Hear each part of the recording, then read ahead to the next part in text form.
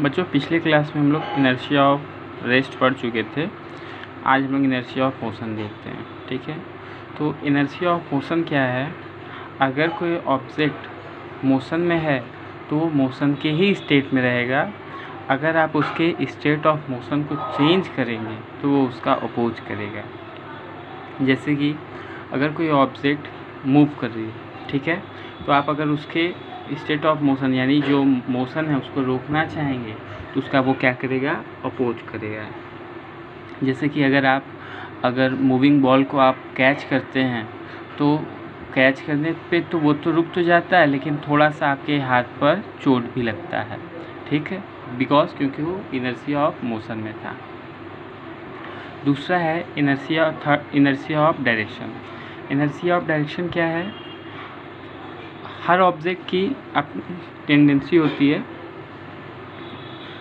किस बात की टेंडेंसी? वो अपनी चेंज इन डायरेक्शन का अपोज करे। मतलब अगर वो जिस डायरेक्शन में जा रहा है वो इसी डायरेक्शन में जाएगा। अगर आप उसके डायरेक्शन को चेंज करने की कोशिश करेंगे तो वो उसका भी अपोज करेगा।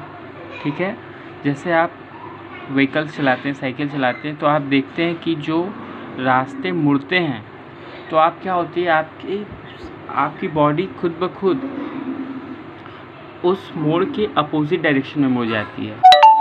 इसके पीछे रीज़न ये है कि क्योंकि वो इनर्शिया ऑफ डायरेक्शन के कारण आप क्या है, अगर किसी भी मोड़ पर मुड़ते हैं तो आपकी बॉडी क्या है, खुद ब खुद उस मोड़ के अगेंस्ट मुड़ जाती है।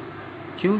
क्योंकि आप क्या है, फ़िलहाल उस डायरेक्शन में नहीं जा रहे होते, वो दूसरे डायरेक्शन में जा रहे होते हैं। इसलिए जब आप डायरेक्शन चेंज करते हैं तो आपकी बॉडी क्या करता है, इनर्शिया के कारण उसका अपोज करता है। ठीक है, नेक्स्ट आज हम लोग स्टार्ट करते हैं न्यूटन्स लॉ ऑफ मोशन में। हम लोग पढ़ेंगे आज Newton's first law of motion, जिसे हम लॉ ऑफ इनर्शिया के नाम से जानते हैं। तो लॉ ऑफ इनर्शिया है क्या, सबसे पहले ये देखते हैं। तो लॉ ऑफ इनर्शिया, अगर कोई ऑब्जेक्ट रेस्ट में है, लॉ ऑफ इनर्शिया कहता है कि अगर कोई ऑब्जेक्ट रेस्ट में है तो वो रेस्ट में ही रहेगा, या अगर वो मोशन में है तो वो मोशन ही में ही रहेगा जब तक कि उस पर कोई एक्सटर्नल फोर्स ना लगाया जाए। जैसे कोई भी ऑब्जेक्ट है, मान लीजिए कोई स्टोन है, पत्थर है, वो पड़ा हुआ है, रास्ते में पड़ा हुआ है, तो जब तक आप उसे किक नहीं करेंगे या उठा के फेंकेंगे नहीं, तब तक वो अपने से उठ के तो जाएगा नहीं।